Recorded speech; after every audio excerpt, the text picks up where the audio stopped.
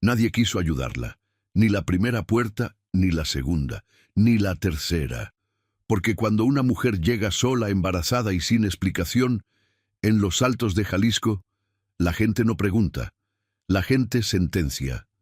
Martina Ochoa caminó 3 días con los pies envueltos en trapos, con el vientre adelantando su historia antes que sus palabras, y con un nombre que ya había sido manchado antes de que pudiera defenderlo.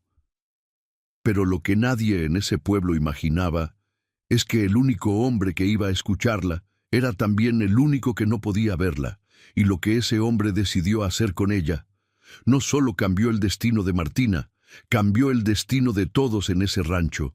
Si alguna vez sentiste que estabas llamando a puertas que no eran las tuyas, quédate con nosotros. Esta historia no empieza con esperanza, empieza con juicio. Y si usted cree que hay momentos en que el mundo entero le cierra las puertas y uno no sabe si seguir o rendirse, le pido que se quede con nosotros, porque esta historia fue hecha para acompañarle. Déjenos su like ahorita, suscríbase a Cuentos del Viejo Campo y active la campanita para que no se pierda ni un solo relato. ¿Alguna vez sintió que llamaba a puertas que no eran las suyas? ¿Desde qué rincón del mundo nos acompaña hoy? Llegó al rancho cuando el cielo ya era naranja y morado sobre los cerros. El portón de madera estaba abierto de par en par, como boca que no cierra. Adentro se escuchaban los últimos movimientos del día, el relincho lejano de un caballo, el chillido de una polea, voces de hombres que recogían herramientas. Martina se detuvo en el umbral del portón y respiró. El olor era de tierra mojada y estiércol y bugambilias, y algo más, algo que no supo nombrar, pero que se parecía al olor de un lugar donde la gente dormía sin miedo. Entró despacio. El primer hombre que la vio fue Jacinto Barajas. Estaba de espaldas, dando instrucciones a 2 jornaleros sobre el manejo del maíz almacenado, pero tenía ese instinto de los hombres que han ejercido autoridad mucho tiempo. Sintió la presencia antes de voltear. Cuando se dio la vuelta y vio a Martina parada en medio del patio con el morral en la mano y el vientre adelante, no dijo nada durante 3 segundos. Luego se acomodó el sombrero y caminó hacia ella con paso deliberado, como el que camina hacia un problema que quiere resolver rápido. «¿Qué se le ofrece?», dijo, y su voz era la de alguien que ya conocía la respuesta y no la quería escuchar. «Busco trabajo», dijo Martina, «lo que sea. Cocina, lavado, lo que haga falta. Sé trabajar». Jacinto la miró de arriba a abajo, igual que la mujer del delantal en el pueblo, pero con más detención. Sus ojos se quedaron un momento en el vientre, luego subieron a la cara de ella, luego bajaron a los pies envueltos en trapos. «Aquí no hay trabajo para usted», dijo. «El rancho está completo de personal. Puedo hacer cualquier cosa», insistió Martina y su voz no tembló. «No pido caridad, pido trabajo». «Le dije que no hay», repitió Jacinto, y dio media vuelta. Fue en ese momento que se abrió la puerta de la casa grande. No era una puerta grande ni ruidosa. Era una puerta de madera oscura que chirrió apenas, y por ella salió un hombre de 52 años, con el cabello blanco peinado hacia atrás y los ojos color de agua quieta que no miraban a ningún lugar preciso. Don Salvador Montalvo caminaba con un bastón de madera de mezquite que no apoyaba del todo en el suelo, más bien lo rozaba, como si fuera una antena que le decía cosas del piso que los ojos ya no podían decirle. Avanzó 3 pasos hacia el patio y se detuvo. «Jacinto», dijo, sin levantar la voz. «¿Con quién hablas?» «Con nadie, patrón. Una mujer que llegó pidiendo trabajo. Ya le dije que no hay». Hubo un silencio. Don Salvador no se movió. Tenía la cabeza ligeramente inclinada hacia donde estaba Martina, como un pájaro que escucha algo en la hierba antes de ver nada. «¿Cuánto tiempo lleva caminando?», preguntó. Y era claro que la pregunta no era para Jacinto. Martina tardó un segundo. «3 días», dijo. Otro silencio. Don Salvador dio 2 pasos más hacia ella. «¿Tiene hambre?» «Señor», empezó Martina, Yo solo quiero explicarle que necesito un lugar donde pueda... Ya sé lo que necesita, la interrumpió él con la voz quieta. Lo que le pregunto es si tiene hambre. Martina abrió la boca y la cerró. Nadie la había interrumpido así. No con dureza, sino con esa certeza tranquila de quien ya sabe la respuesta antes de terminar de escuchar la pregunta. Sí, dijo finalmente, tengo hambre. Don Salvador asintió despacio. En gracia, llamó, volteando la cabeza hacia la puerta. Prepara un lugar en la mesa. Y se dio la vuelta y entró a la casa sin más explicación. Jacinto Barajas se quedó parado en el patio mirando el espacio donde había estado el patrón, con la quijada apretada y los pulgares metidos en el cinturón. Luego miró a Martina. Ella lo miró de vuelta, sin desafío, sin miedo tampoco. Era la mirada de alguien que ha aprendido que los problemas se ven mejor de frente.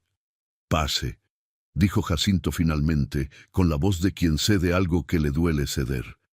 La cocina de la casa grande olía a canela y a frijoles de olla y a leña de encino. Era un cuarto amplio con techo de vigas oscuras y dos ventanas pequeñas por las que entraba el último azul del crepúsculo. En el fogón había una olla grande que borboteaba con ese sonido lento y satisfecho de la comida que lleva horas haciéndose. Sentada junto al fogón, con las manos sobre el delantal y la espalda pegada al respaldo de la silla, como si fuera el lugar más natural del mundo, estaba doña Engracia Robles. Era una mujer de unos 60 años, aunque su cara no decía claramente cuántos eran. Tenía el cabello completamente blanco recogido en un chongo bajo, las manos con las venas marcadas de quien ha trabajado mucho tiempo con ellas, y unos ojos color miel que miraban a Martina con esa atención particular de la gente que sabe escuchar con los ojos. «Siéntese», dijo, señalando una silla frente a la mesa sin levantarse. «¿Cómo se llama?» «Martina Ochoa. Yo soy Engracia». Hizo una pausa. ¿El niño para cuándo?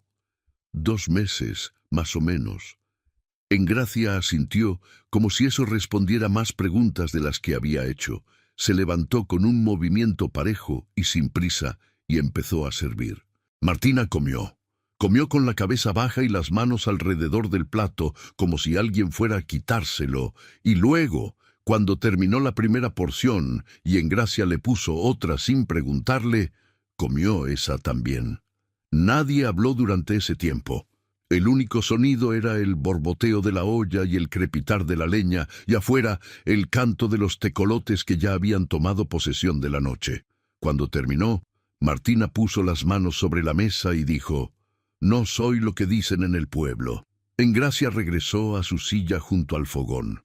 «Nadie es lo que dicen en el pueblo», respondió. «En el pueblo dicen de mí que soy bruja porque sé cuándo va a llover antes que el cielo lo diga». Hizo una pausa breve. «¿Tiene dónde dormir esta noche?» «No». «Entonces quédese en el cuarto del fondo. Mañana veremos». «El capataz dijo que no había trabajo», dijo Martina. Engracia la miró con esa mirada serena que no era exactamente una sonrisa, pero contenía algo parecido. «El patrón dijo que prepare un lugar en la mesa», respondió. «El patrón es el patrón». Esa noche, Martina durmió en un catre de madera con un colchón de lana que olía a cedro y a tiempo. Antes de cerrar los ojos, sacó del morral la servilleta de bordado rojo y la desplegó sobre el pecho. El retrato de cartón con las esquinas dobladas quedó mirando el techo de vigas. Ella lo miró también un momento. En la oscuridad donde apenas se distinguía la silueta de la figura masculina, parada junto a ella frente a la iglesia que ya no existía, cerró los ojos. El niño se movió una vez adentro, suave, como girando para acomodarse. Martina puso la mano sobre el vientre y no dijo nada. En los primeros días nadie le asignó trabajo formalmente. Fue Engracia quien la absorbió hacia la rutina de la cocina con esa naturalidad de las personas que incorporan a los demás sin hacer anuncio. Le mostró dónde estaban las ollas, cómo funcionaba el fogón de leña, a qué hora llegaban los jornaleros a comer y cuántas tortillas calculaba por hombre. No le explicó nada dos veces. Martina aprendió mirando, que era como siempre había aprendido las cosas importantes. Las manos de Martina eran rápidas y exactas, tenían esa economía de movimientos de quien ha trabajado desde niña sin que nadie le dijera cómo, sino solo que había que hacerlo. Amasaba sin pensar, cortaba sin medir, condimentaba de memoria. Engracia la observaba sin que pareciera que observaba de reojo, mientras hacía sus propias cosas, y no dijo nada durante los primeros 3 días. Al cuarto día dijo, mientras acomodaban los trastes del mediodía, «Tiene buenas manos». Era todo. Pero en la boca de Engracia eso equivalía a un discurso. Jacinto Barajas tardó exactamente 6 días en presentar el problema formalmente. Llegó a la cocina una mañana con el sombrero en la mano, lo cual significaba que venía a hablar con peso, y encontró solo a Engracia, porque Martina estaba en el patio tendiendo ropa. «Esta situación no puede seguir», dijo sin rodeos. El patrón no pensó bien cuando dijo que se quedara. Una mujer en ese estado no puede trabajar como debe, va a necesitar atenciones, y cuando llegue el momento del parto va a parar todo. Además, la gente del pueblo ya está hablando. «La gente del pueblo siempre está hablando», dijo Engracia sin voltear. «Engracia, esto es serio, yo tengo que cuidar el rancho, eso es mi trabajo. Y el mío es cuidar esta cocina». Ahora sí lo miró. «Y la muchacha trabaja bien». «No es cuestión de si trabaja bien o mal», dijo Jacinto bajando la voz. «Es cuestión de lo que conviene al patrón. Él no ve lo que nosotros vemos. Alguien tiene que pensar por él». Engracia lo miró durante 3 segundos sin decir nada. Luego regresó a lo que estaba haciendo. «Dígaselo al patrón», dijo. «Si él lo manda, ella se va. Si no, está en su rancho a hacer lo que quiera». Jacinto salió de la cocina con los dientes apretados y el sombrero en la mano. Don Salvador Montalvo había perdido la vista a los 39 años por una fiebre que ningún médico de los Altos supo nombrar con certeza. La fiebre duró 10 días y cuando se fue, se llevó la claridad de los ojos, pero no dejó otra lesión visible. Salvador aprendió el rancho de nuevo como se aprende un idioma nuevo. Por repetición, por error, por el tacto de las cosas que ya conocía. En 13 años había rehecho el mapa del lugar con los pies y las manos y los oídos, y lo gobernaba con una precisión que desconcertaba a los que llegaban por primera vez y esperaban encontrar un hombre disminuido. Escuchaba todo. Era su instrumento principal, y lo había afinado con la obsesión de quien no tiene otro. Sabía qué jornalero llegaba tarde por el paso de sus botas en la gravilla. Sabía cuándo las vacas estaban inquietas antes que el vaquero llegara a reportarlo. Sabía, por el sonido del viento en los flamboyanes del patio, si iba a llover antes del mediodía o después. Y supo, desde el primer instante en que Martina habló en el patio aquella tarde, varias cosas que Jacinto no había podido ver con sus 2 ojos perfectamente funcionales. La primera, que esa voz no temblaba, pero cargaba un peso enorme. No el peso del miedo, sino el peso de alguien que ha estado cargando sola durante mucho tiempo y ya tiene los brazos acostumbrados al esfuerzo, pero no por eso menos cansados. La segunda, que caminaba con cuidado exagerado. No el cuidado del embarazo solamente, sino el cuidado de alguien que ha aprendido que el suelo puede quitarse debajo de los pies sin aviso. La tercera, que cuando él la interrumpió para preguntarle si tenía hambre, hubo un silencio de 2 segundos exactos antes de que respondiera. 2 segundos en que ella debió haber decidido si iba a seguir con el discurso que traía preparado o si iba a contestar la verdad. Y contestó la verdad. Eso fue suficiente. No lo pensó como decisión generosa, lo pensó como lo que era, una evidencia. La mujer era verdadera. Y en el rancho San Jerónimo, en esos años difíciles en que los hombres prometían cosas que no cumplían y los negocios se caían por falta de palabra, la verdad era el bien más escaso y el más necesario. La primera vez que don Salvador y Martina estuvieron solos fue 5 días después de su llegada. Fue en el corredor de la casa grande, a media mañana, cuando Martina salió a sacudir unos tapetes y encontró al patrón sentado en el equipal de cuero con una taza de café en las manos, mirando hacia el patio sin ver nada y viendo, al mismo tiempo, todo lo que sus oídos le entregaban. Martina se detuvo. Pensó en retroceder, pero ya había hecho ruido y sabía que él la había escuchado. «Buenos días, patrón», dijo. «Buenos días», hizo una pausa.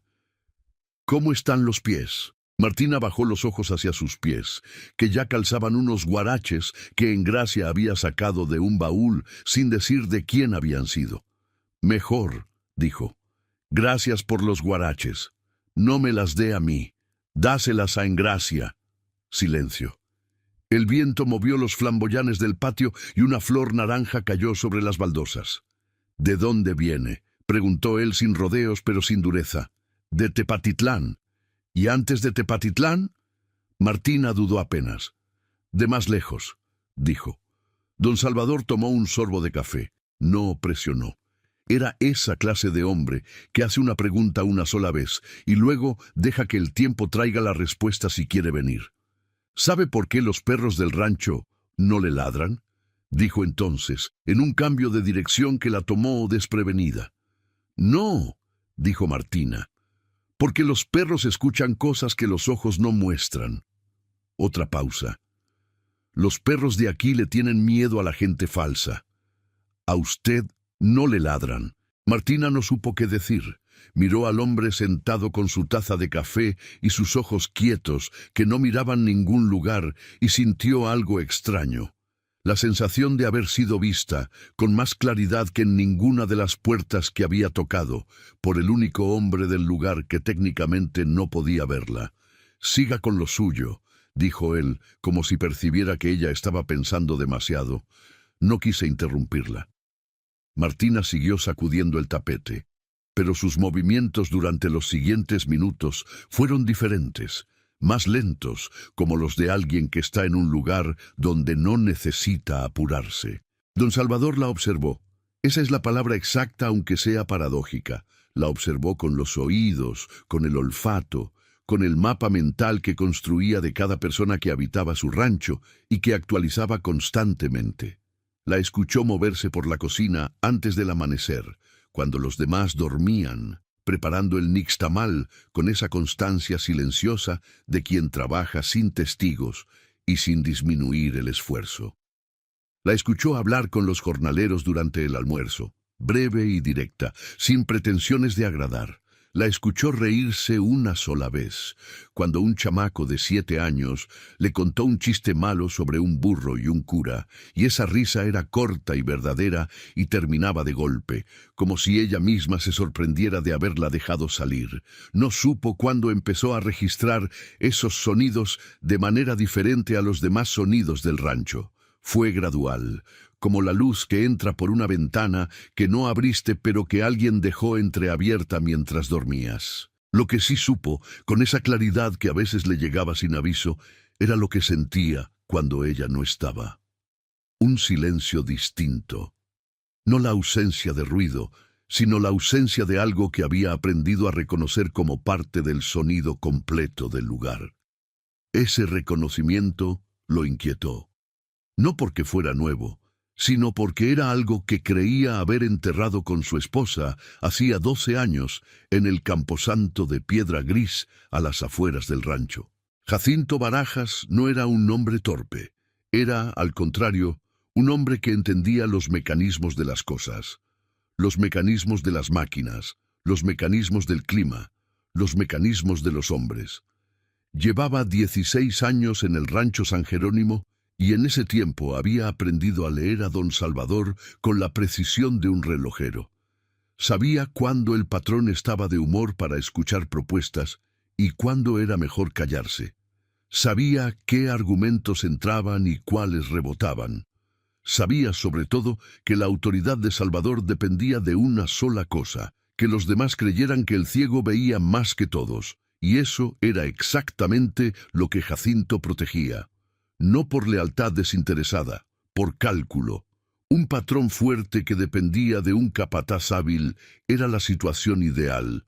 Un patrón fuerte que empezaba a encontrar otro tipo de orientación, especialmente en una mujer joven de historia oscura, era un problema. Jacinto comenzó por las conversaciones pequeñas, menciones casuales frente a los jornaleros sobre lo inconveniente de tener una mujer en ese estado en el rancho. Comentarios sobre el costo extra de la comida, sobre el cuarto que ocupaba, sobre lo que iba a pasar cuando llegara el momento del parto y hubiera que buscar comadrona y atención. Nada directo, todo sembrado como semilla en tierra que ya estaba trabajada. Luego pasó a los visitantes. El rancho San Jerónimo tenía relaciones comerciales con varios ranchos vecinos y con algunos comerciantes de Tepatitlán. Jacinto se aseguraba de mencionar, con discreción estudiada, que había una situación delicada con el personal, que el patrón, como era bien sabido, a veces tomaba decisiones sin considerar todos los ángulos, que él, como capataz, hacía lo que podía para mantener el orden. La reputación, en los altos de Jalisco de los años 40, era un bien que se construía lento y se destruía rápido. Jacinto lo sabía. Trabajaba con paciencia. La escena que marcó el verdadero inicio de lo que nadie en el rancho nombraba, aún sucedió una tarde de miércoles, 3 semanas después de la llegada de Martina. Ella estaba en la bodega buscando un costal de frijol, cuando el pie izquierdo resbaló en el escalón húmedo de la entrada y perdió el equilibrio. No cayó. Alcanzó el marco de la puerta con la mano derecha y se detuvo, pero el esfuerzo brusco la dejó doblada contra el marco, con la respiración cortada y la mano apretada sobre el vientre. Don Salvador estaba a 10 metros en el corredor y escuchó el resbalón y el impacto de la mano en la madera con esa precisión que los años le habían afinado. Llegó antes de que cualquier otro trabajador del patio reaccionara, y llegó sin bastón, porque cuando se apuraba, lo abandonaba y navegaba por el rancho desde la memoria. ¿Se lastimó?, preguntó, y su voz tenía un tono que no era el mismo del corredor matutino con la taza de café. «No», dijo Martina, «me asusté, no más». Él estaba a su lado y extendió la mano con el gesto preciso de alguien que sabe dónde está el otro, aunque no lo vea. Su mano encontró el brazo de ella justo encima del codo y lo sostuvo. Era un agarre firme y cuidadoso al mismo tiempo, el agarre de alguien que ayuda sin aferrar. Martina no se movió. Sintió el calor de esa mano a través de la tela del vestido y algo en su pecho se apretó de una manera que no tenía que ver con el susto. «Venga», dijo él, «siéntese un momento». La guió hasta el banco de madera del corredor. Se sentaron. Él no soltó el brazo hasta que ella estuvo sentada, y entonces lo soltó con la misma precisión con que lo había tomado. Luego se quedó parado junto al banco, con las manos detrás de la espalda, escuchando. «¿El niño?», preguntó. «Se mueve», dijo Martina. «Está bien». Don Salvador asintió.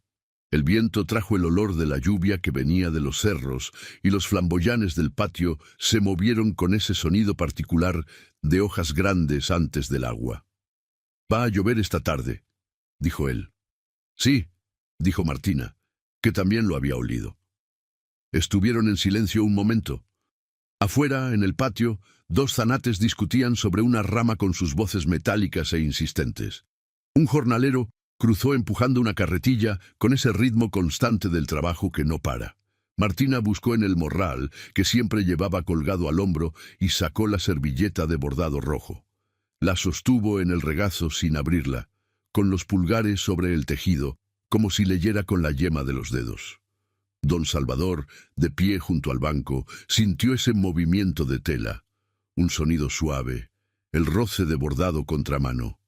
«¿Qué trae ahí?», preguntó. Martina tardó. «Un retrato», dijo. Él no preguntó más, pero tampoco se fue.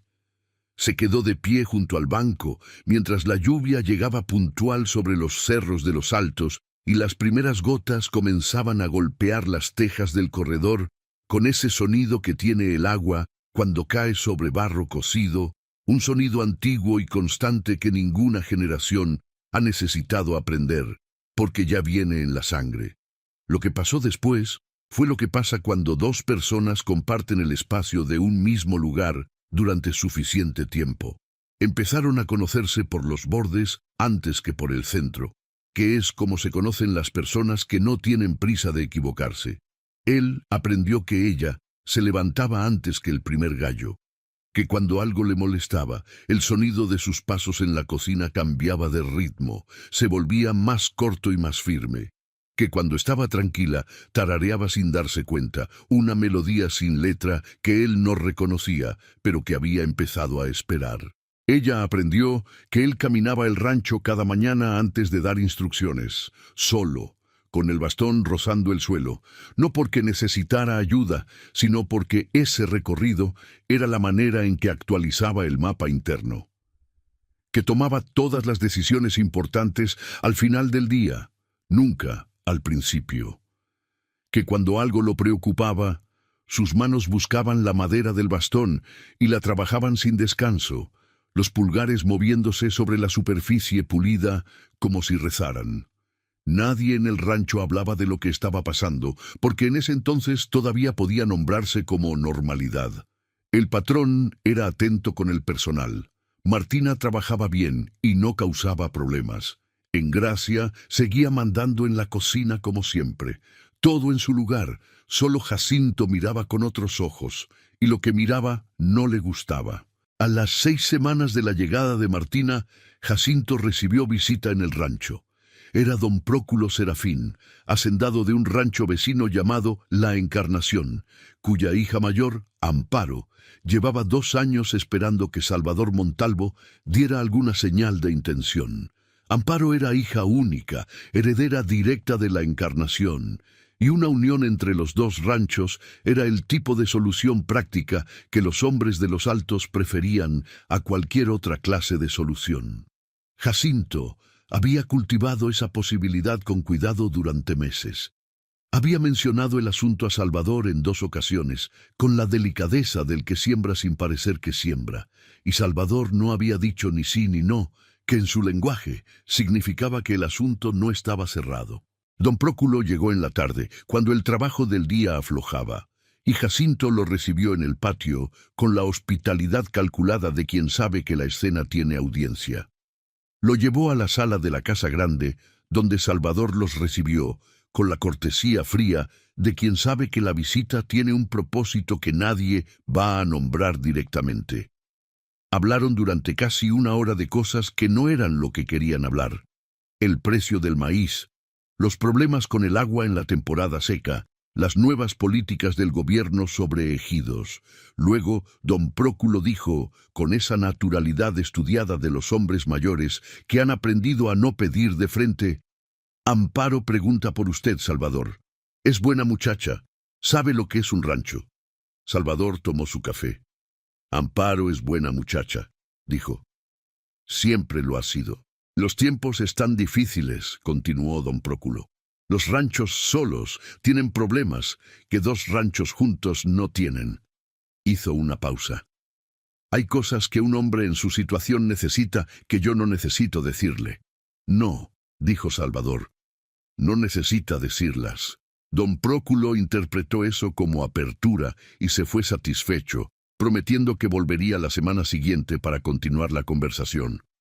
Jacinto lo acompañó al portón con la satisfacción silenciosa de quien ha movido una pieza importante en el tablero. Lo que no vio fue que, al regresar a la sala, Salvador se quedó sentado un tiempo con la taza vacía en las manos, escuchando el rancho, y que en el conjunto de sonidos que le llegaban, uno era el de Martina en la cocina, su melodía sin letra, constante y sin anuncio, como el agua que sabe cuál es su cauce aunque nadie le haya dicho. Fue Engracia quien se lo dijo, no a él, sino a ella. Una tarde de la 7ª semana, cuando el calor del fogón hacía brillar el aire de la cocina y las 2 mujeres trabajaban en el silencio cómodo que habían construido sin declararlo, Engracia dijo, sin levantar la vista del metate: Jacinto le está tendiendo la cama a la hija del vecino. Martina siguió amasando. No es asunto mío, dijo. No lo decía como asunto suyo, respondió Engracia. Lo decía como información. Silencio. El comal chisporroteó con una tortilla nueva. ¿Es buena mujer?, preguntó Martina después de un momento. Amparo es buena mujer, dijo Engracia. No es la mujer que el patrón necesita, pero es buena mujer. Martina dejó de amasar. Miró sus manos cubiertas de masa. ¿Qué mujer necesita el patrón?, dijo, y su voz era neutra, cuidadosa, la voz de quien hace una pregunta que no quiere que parezca lo que es. Engracia no respondió de inmediato. Se limpió las manos en el delantal y tomó las tortillas del comal una por una, con ese gesto preciso de quien ha hecho lo mismo miles de veces. Una que no tenga miedo de lo que él es, dijo finalmente. La mayoría le tiene miedo. A la ceguera, digo, como si la ceguera fuera contagiosa. Hizo una pausa breve. Usted no le tiene miedo. Martina volvió a amasar, pero algo en la posición de sus hombros había cambiado, como si estuviera cargando algo que acababa de darse cuenta que llevaba. Jacinto ejecutó su movimiento más directo la tarde del segundo mes. Encontró a Martina sola en el lavadero, a esa hora muerta de la tarde en que el rancho afloja el ritmo y hay largos espacios entre un ruido y otro. Se acercó con el sombrero en la mano, lo cual a estas alturas Martina ya sabía que significaba que venía a decir algo con peso. «Necesito hablar claro con usted, Martina», dijo. Ella siguió tallando la ropa sin voltear. «Hable», dijo. «Usted sabe cuál es su situación». Bajó un poco la voz, aunque no había nadie cerca. Llegó aquí sin nada, con un hijo que viene sin padre conocido y el patrón por bondad le dio techo y trabajo. Eso es muy cristiano de su parte, pero el patrón también tiene sus propios intereses y hay personas en esta región que pueden darle lo que usted no puede darle. Martina no paró de tallar. «¿Me está pidiendo que me vaya?», dijo. «Le estoy diciendo lo que conviene», respondió Jacinto. «Para usted también, si lo piensa bien. En Tepatitlán hay una señora que ayuda a mujeres en su situación. Yo mismo la puedo llevar, sin que quede mal parada, sin escándalo».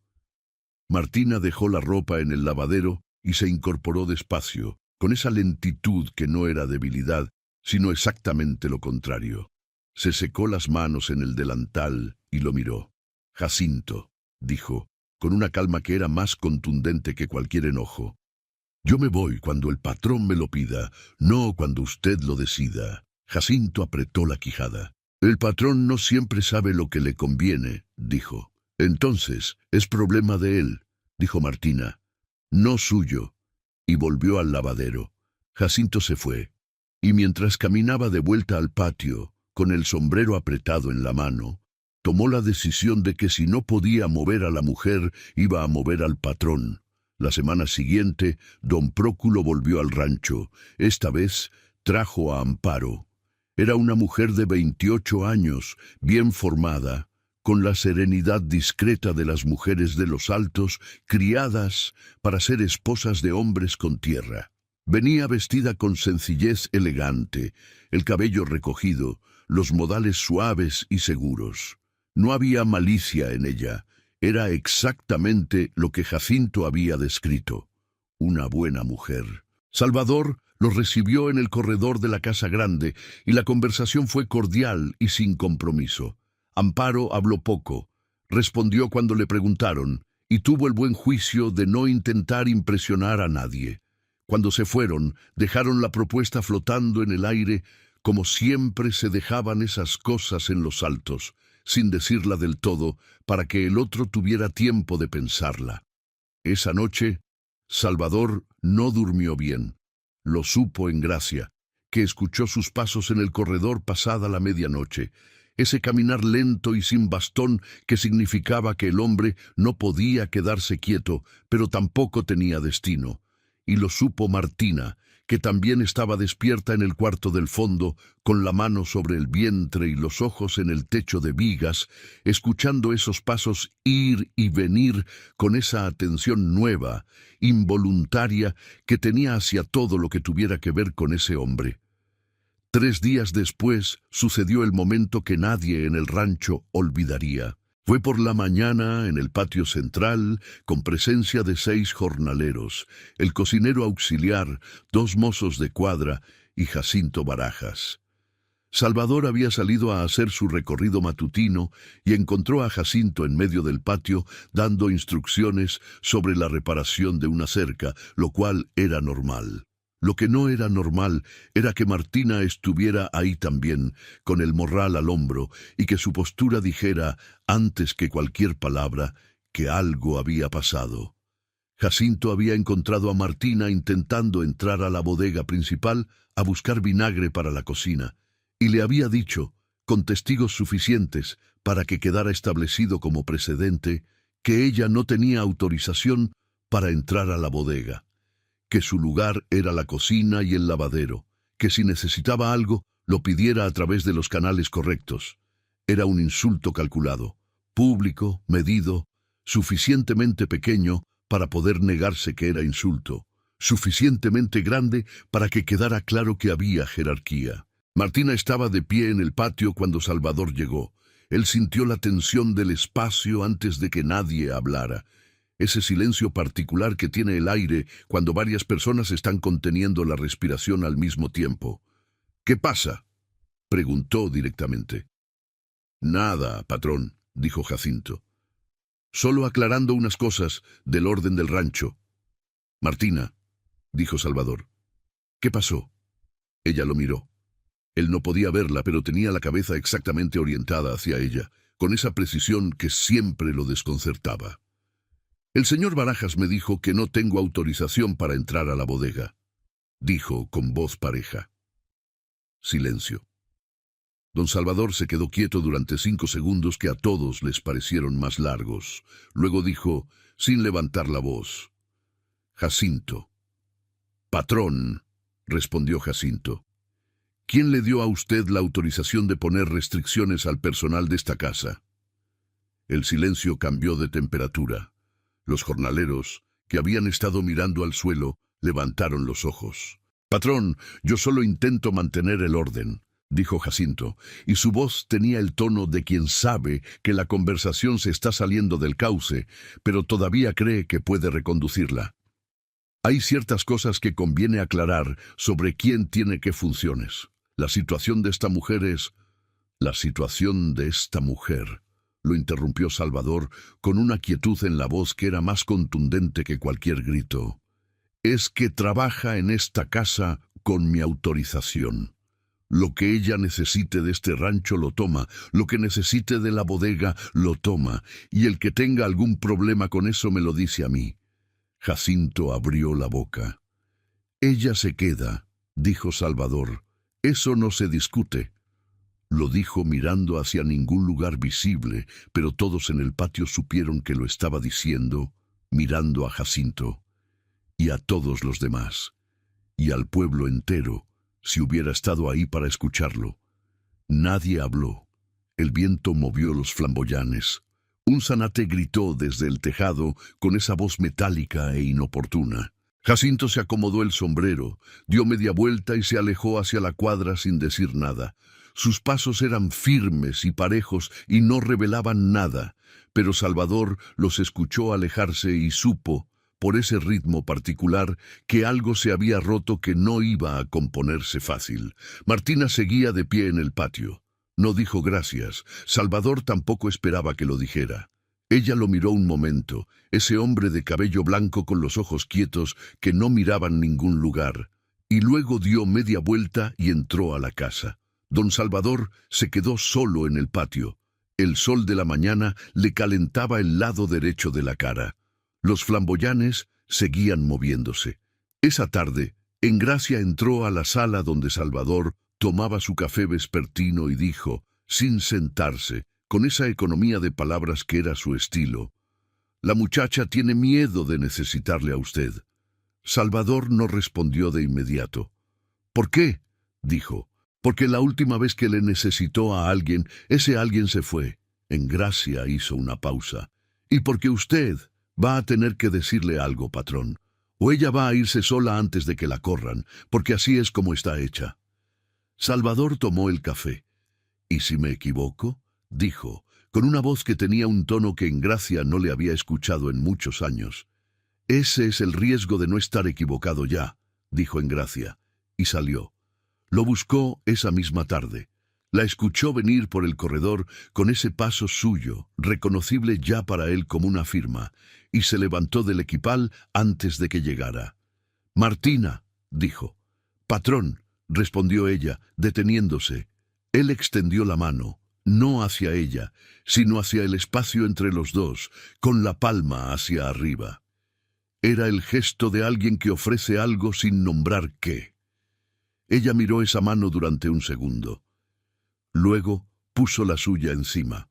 Él la tomó, no la apretó. Solo la sostuvo con esa misma precisión cuidadosa con que había sostenido su brazo en el escalón húmedo de la bodega. «No sé qué va a pasar», dijo él.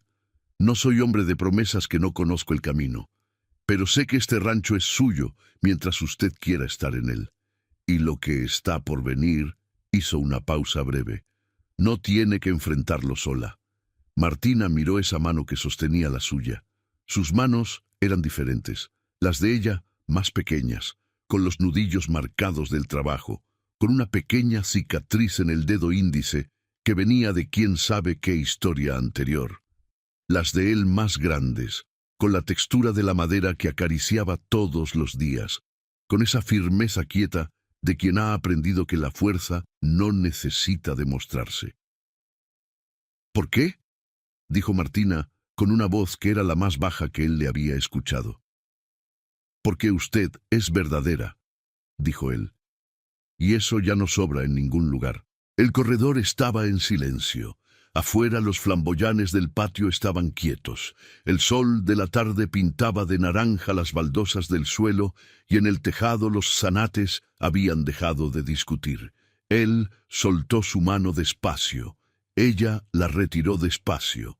Y los dos se quedaron en el corredor un momento, mirando hacia el patio, sin decir nada más importante que lo que ya había sido dicho, compartiendo ese silencio particular de dos personas que han cruzado algo sin saber todavía qué nombre ponerle.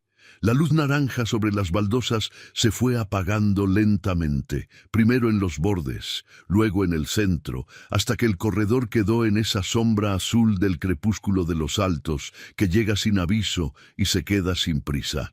Jacinto Barajas pidió su salida del rancho 12 días después. Lo hizo con la formalidad seca de quien ha decidido que la derrota es más digna si se retira solo. Salvador lo escuchó. Le agradeció los años de trabajo con la misma calma con que agradecía todo, y le dijo que tendría su paga completa al día siguiente. Esa misma tarde llegó a la hacienda un muchacho de 19 años recomendado por el herrero del pueblo, sobrino de uno de los jornaleros más antiguos, con ganas de aprender y sin pretensiones de saber lo que no sabía. Salvador lo contrató después de hablar con él durante media hora. El rancho siguió su ritmo. El niño nació una noche de lluvia fuerte, cuando los cerros de los altos estaban negros contra un cielo lleno de relámpagos. Vino con facilidad relativa, según dijo la comadrona que Engracia había buscado con 2 semanas de anticipación. Martina lo tuvo en el cuarto del fondo, con Engracia a su lado durante todo el tiempo. Y cuando terminó y el niño lloraba con esa voz nueva y urgente de los que acaban de llegar al mundo, Engracia salió al corredor donde Salvador esperaba sentado. «Niño», dijo, «¿los dos bien?». Salvador asintió. Sus manos sobre el bastón se quedaron quietas por primera vez en horas. Más tarde, cuando el rancho había vuelto a su silencio de lluvia y el niño dormía, Salvador se sentó en el borde del cuarto, en la silla de madera que alguien había puesto junto a la puerta. No entró. Esperó. «¿Cómo está?», dijo con la voz baja. «Bien», dijo Martina desde adentro. Y luego, después de una pausa, «Venga». Él entró. Se sentó en la silla junto al catre. Ella puso al niño en sus brazos con el cuidado de quien entrega lo más valioso que existe, y las manos de Salvador lo recibieron con esa misma precisión que tenía para todo, orientándose por el peso y el calor y el sonido de la respiración pequeña. El niño dormía. Salvador lo sostuvo en silencio. «¿Cómo le va a poner?», dijo después. Martina lo pensó. «Salvador», dijo. «Si usted no tiene inconveniente». Él no respondió de inmediato. Cuando habló, su voz tenía algo que engracia. Desde el corredor donde escuchaba sin disimulo, reconoció como el sonido de alguien que regresa de un lugar muy lejos. «No tengo inconveniente», dijo. 6 meses después, en la iglesia de San Jerónimo, con el pueblo reunido en los bancos de madera y los flamboyanes del atrio cargados de flor naranja, Martina Ochoa y Salvador Montalvo se casaron en una ceremonia breve que el padre del lugar ofició con la precisión burocrática de los curas de pueblo, sin adornos y sin demoras. Martina llevaba en el bolsillo del vestido la servilleta de bordado rojo, doblada en 4. No la había sacado esa mañana. No necesitó hacerlo. La llevó consigo como se llevan las cosas que ya no duelen, pero que pertenecen a uno con la fidelidad de lo que fue real. Cuando salieron de la iglesia, al sol de los altos, que en esa hora del mediodía era blanco y total, el niño dormía en brazos de Engracia, que lo sostenía con la experiencia de quien ha sostenido muchos niños en su vida, y cada uno le ha parecido el primero. Salvador buscó la mano de Martina y ella se la dio. Caminaron hacia el rancho sin prisa, por el camino de tierra entre magueyes y huizaches, que era el mismo camino por el que ella había llegado hacía 9 meses, con los pies envueltos en trapos y el morral liviano y el niño adentro. Era el mismo camino, era completamente diferente. El viento traía el olor del maíz de la milpa próxima al camino, y los zanates volaban en grupos sobre los mezquites, y al fondo los cerros de los altos estaban verdes del agua de la temporada, y la tarde entera olía a tierra que ya sabe lo que va a dar. Esa noche, Martina sacó la servilleta de bordado rojo y la desplegó sobre la cama. El retrato de cartón con las esquinas dobladas la miraba desde el tejido. Ella lo miró un momento, el hombre joven frente a la iglesia que ya no existía, el instante que fue real y que terminó. Lo dobló de nuevo con cuidado, lo envolvió en la servilleta y lo puso en el fondo del cajón de la mesita de noche. No lo tiró, no lo escondió, lo guardó como se guardan las cosas que pertenecen a un tiempo que pasó y que tuvo su valor y que ya cumplió con lo que debía. El niño dormía en su cuna de madera junto a la cama. Afuera el viento de la noche pasaba por los flamboyanes del patio con ese susurro particular que tienen las hojas grandes cuando el aire es fresco. Martina apagó el candil y en la oscuridad escuchó la respiración del niño constante y pequeña y los pasos de Salvador en el corredor, dando su último recorrido del día. El bastón rozando el suelo de baldosas con ese sonido que ella ya sabía de memoria, como se saben las cosas que uno empieza a necesitar. Se acostó con la espalda recta aunque le doliera, con las manos quietas sobre el pecho, y esperó que los pasos del corredor llegaran hasta la puerta y se detuvieran, como hacían cada noche ahora, un momento quieto antes de continuar. Los pasos llegaron, se detuvieron, continuaron, y Martina, en la oscuridad del cuarto del fondo del rancho San Jerónimo, en los altos de Jalisco, cerró los ojos por primera vez en mucho tiempo sin que hubiera nada que necesitara seguir cargando. Si esta historia le movió algo por dentro, suscríbase a Cuentos del Viejo Campo, active la campanita y comparta este relato con alguien que necesite escuchar que hay caminos que se abren cuando uno ya no tiene fuerzas para buscarlos. Porque las historias del campo no son solo del campo, son de todos los que alguna vez llegaron a una puerta sin saber si iba a abrirse. Alguna vez llegó a un lugar nuevo sin nada, y ese lugar se convirtió en el único al que ya quería pertenecer. Cuéntenos su historia en los comentarios. Acá, en el Viejo Campo, todas las voces tienen lugar.